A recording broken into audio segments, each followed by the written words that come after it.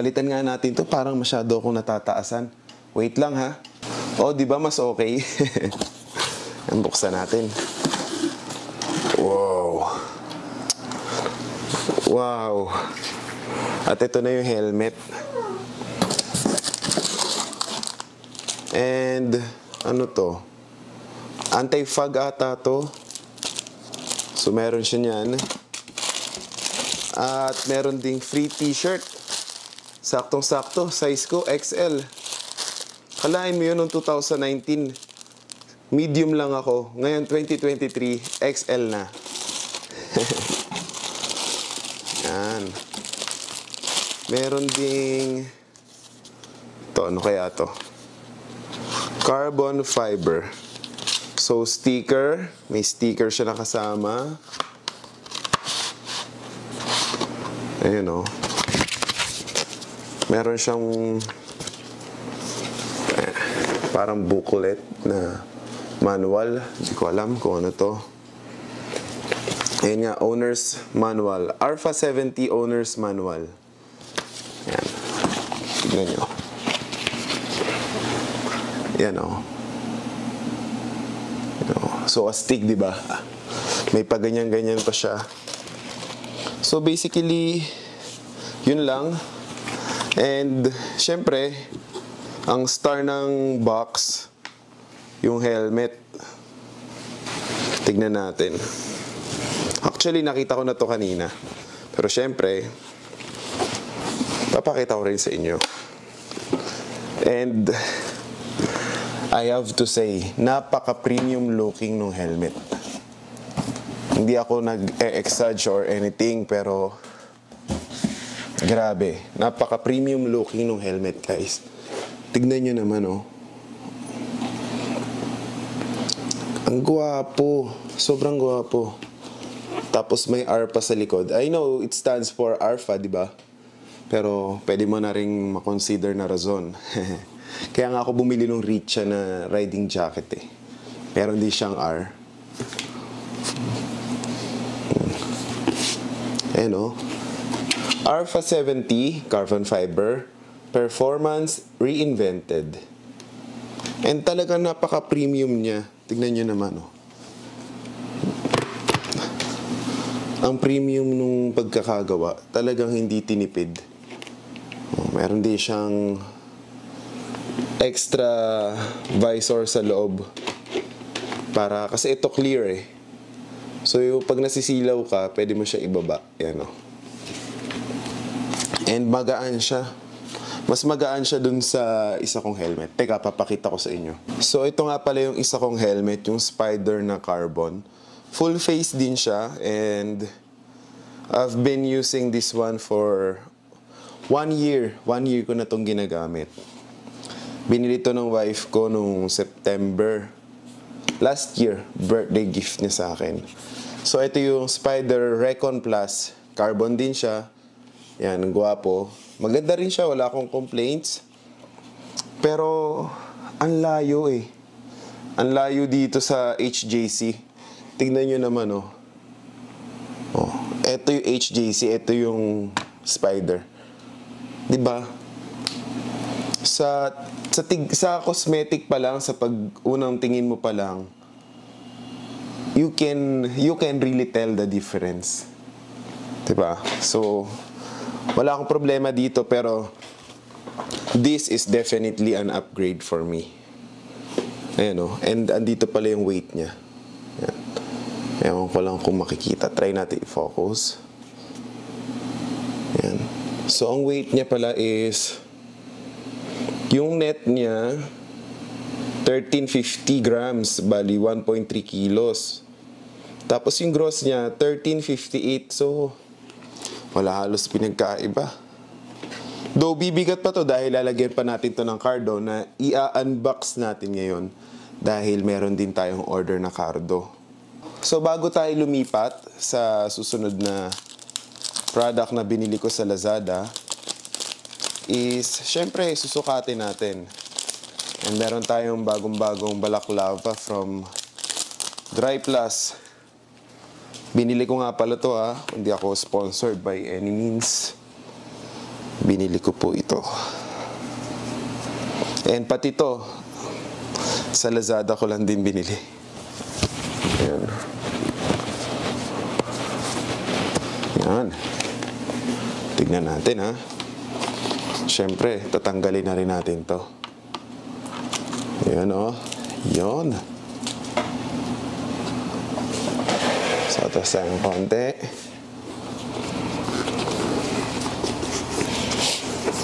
Tignan natin yung fit. Oh. Oh, sarap ah. Maganda yung pagkaka-fit. Sakto yung pagkakabili ko. So, ganyan ang itsura niya, guys. Diba? Sakto naman siya. Feel secure. Paano pa pag nilak natin ito? Pag ano, no? Pero hindi na natin gagawin para hindi na tayo mahirapan. So, move tayo dun sa isa nating product na binili, which is yung riding boots natin ngayon. So, binili ko siya sa Lazada, dito sa Lazmall, HJC Philippines.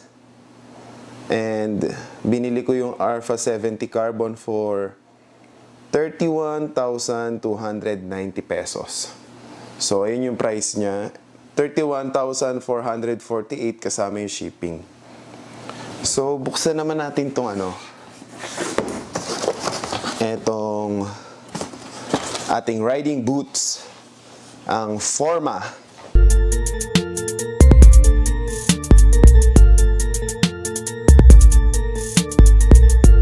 Yan. So, nakita nyo na yung box niya.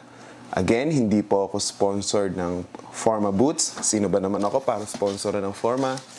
But anyways, buksan na natin siya. Yan. Wow. Ang ganda, guys. Panalong panalo. Panalong panalo. Tignan nyo ng close-up. Oh. Ito pala, binili ko to for almost 8K. Pero tignan nyo naman. Sulit na sulit. Ang ganda ng quality. So, para sa akin, pwede ka namang bumili sa Lazada eh. And titignan mo lang naman kung legit yung store, kung magaganda yung reviews. Ayan lang. So, pagka medyo nakakapagduda yung store na bibili mo sa Lazada, kahit na mura pa yan, wag na. Wag mo na ituloy. Pagka hindi ka sure, wag na. Dapat sure ka pagka bibili ka. So, ito yung item. Ganda naman, wala siyang damage. And napaka-premium looking. Tsaka yung feeling niya, napaka-premium. Ganda oh. Baka gamitin ko na kagad to next ride. Yan. Sulit. Yan. Move tayo sa next product na binili ko. Buksan na natin to. Kung di ako nagkakamali, ito yung Cardo. Yung Cardo Edge. Mas newer version yun eh. Kaysa doon sa gamit ko ngayon na Cardo Pactok Bold. Ayan. Tignan natin. So, ngayon, kung na-scam ako sa mga bubuksan natin items, makikita nyo. Oo nga, nasabi ko na ba yung price nung Forma boots? More or less, nasa almost 8,000 yun. 7,900 ata.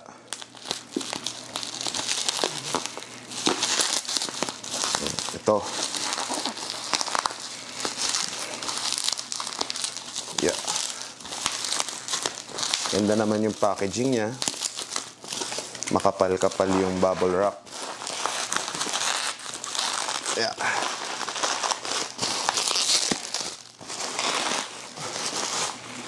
The moment of truth. Na-scam ba si EJ Power Rides? Or mai-scam ba? So far, hindi pa naman ako nai-scam dahil talagang nag-iingat ako sa aking mga pagbili-bili. Syempre, hindi naman din biro ang presyo ng mga ganito. So, meron tayong freebie. panyo,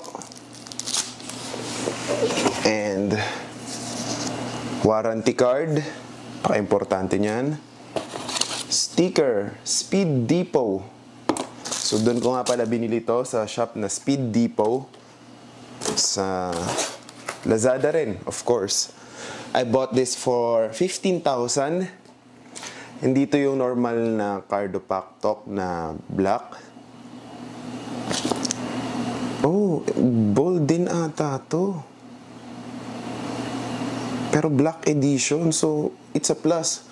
Actually guys, mas gusto ko yung Cardo Pack Bold kaysa dun sa Edge. And apparently, hindi ito yung Edge. So, nagkamali ako pero mas napabuti pa. So, ayan o. And hindi rin ito yung normal na Cardo Pack dahil yung speakers nito ay upgraded. Papakita ko rin po sa inyo. Upgraded yung speakers nito dahil, dito. Hindi siya yung normal na speaker. Naka-JBL po yung speaker nito. So, i-unbox na natin. Ayan. Again, I bought this for 15,000. Oo nga, ito yung black edition. So, pagka bumili kayo ng Cardo, yan, alam ko nga face out na to pero nakaswerte pa ako. So, nagkamali ako. For sure, ako yung nagkamali rito. But, yung pagkakamali ko, napabuti pa pala. So, ito po yung unit. Yan, kita nyo ba? Yan yung unit. Ito yung black edition. Wait lang papakita ko sa inyo yung normal edition. So, confirmed nga. Cardo Pack black ito. Black edition to. Pero basically, bold din to. Ayan o. So, ito yung Pack bold. Yan. Yan siya. And, meron siyang parang antenna para ma-increase yung distance. So, ganun din siya. Ganun na ganun. Basically, just the same, pero black. Yan, meron din siyang ganun. Antenna. USB. Galing naman Swerte ko naman. Para sa akin, sinuwerte pa ako dahil mas gusto ko talaga to. Mas user-friendly siya. So, yan. May sticker. May manual. Ano pa ba? Buksan lang natin. Guys, pagpasensya nyo na kung hindi maganda yung mga unboxing ko Talagang hindi ko forte ito Naglalakas loob lang ako. Pero sana magustuhan nyo. Ayan. Wala namang masama sa pagtatry, diba? Wala naman tayong ginagawang masama. So, ito yung speakers nya. Na i-connect natin dun sa HJC na bago nating helmet. So, ito yung lalagay sa gilid. Basta soon, ipapakita ko na lang sa inyo. Maybe separate video na lang natin, Or wag na. Yan. Andito yung mga other items na kailangan mo para mailagay siya. Ma-install dun sa ating bagong helmet. So basically, ganun lang siya. And hindi ko na ayusin yung paglalagay. Dahil kakabit ko rin naman to maya-maya. So move tayo dun sa mga other items Alright, so meron pa tayong dalawa rito. Tatlo. So nasabi ko na yung Cardo Pack nabili ko for 15K. Tong Forma boots, almost 8K. HJC, 31K ata. Something like that. Lahat to, Lazada ko lang binili. So ito, hindi masyado tong importante. But definitely, sa mga susunod kong videos, manonotice nyo yung difference. Kasi bumili na ako ng lapel. Ayan naka-road na tayo, wireless. So ito, ilalagay ko na lang sa pocket ko. Itong wire, didiretso ko doon sa helmet. Ganun. So, ganun na magiging setup natin. Yan. So, meron siyang pouch na kasama. And yung lapel, dito naman. Okay. Yan. Kung gumagana, doon tayo magkakaalaman kung nascam ba tayo o hindi. Pero at least yung item, andito naman. Mukha naman siyang okay. So, move tayo dito sa next. Ano ba ang unahin natin? Ito na lang. Ingat-ingat lang. Baka madali pa tayo ng kutsilyo. Kaliit-liit na nga eh. Baka masugatan pa tayo. Yan.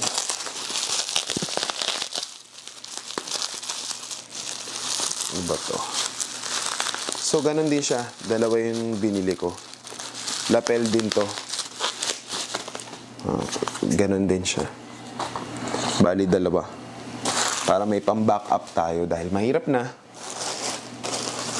And this one should be the gloves. Kung hindi ako nagkakamali, I bought this one for... Kano ba? Check ko na nga lang para safe. Ayoko naman magbigay ng information na hindi totoo.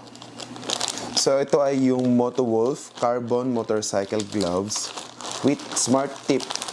Nabili ko po ito sa Proflex na store sa Laz Mall for 900 pesos. Ito. 895 to be exact. Saan na natin siya? Ganda oh. Carbon Lodi. Ganda. Sukatin na rin natin. Baka hindi kasya. Yan. Medyo kulang lang siya sa padding. Pero what do you expect? 900 lang kasi to. Hindi naman siya kagaya ng ibang brand na may presyo talaga. Ayun o. Ayun o. Ganda ng fit. Ayos. Susuot ko na to next ride. Kung loloobin ng Diyos. So, basically, tapos na tayo. And comment down below. And comment down below kung gusto nyo pong ipakita ko naman sa inyo yung mga riding gears ko. Meron pa akong mga paparating na riding gears. And meron pa akong mga bagong bili na jacket na riding gear. Hindi naman yung sobrang mamahalin like Alpine Stars. Wala po akong ganun. At wala pa po akong ganung binibili. Pero kailangan pa rin natin ng gear, yung decent, at least decent lang, 'di ba? Para at least safe pa rin tayo pagka nagra-ride tayo. So, siguro hanggang dito na lang and maraming salamat po sa inyong panonood sa aking video. Sa aking subpar siguro na video na unboxing, no? But, sana nag-enjoy kayo. Please, comment down below kung ano po yung mga gusto nyo pang makitang content. And kung gusto nyo ring makita yung mga gears ko na ginagamit, comment down below. And don't forget to like, share, and subscribe. Maraming salamat po sa lahat ng umabot pa dito sa point ng video na ito. And once again, EJ Power Rides, out!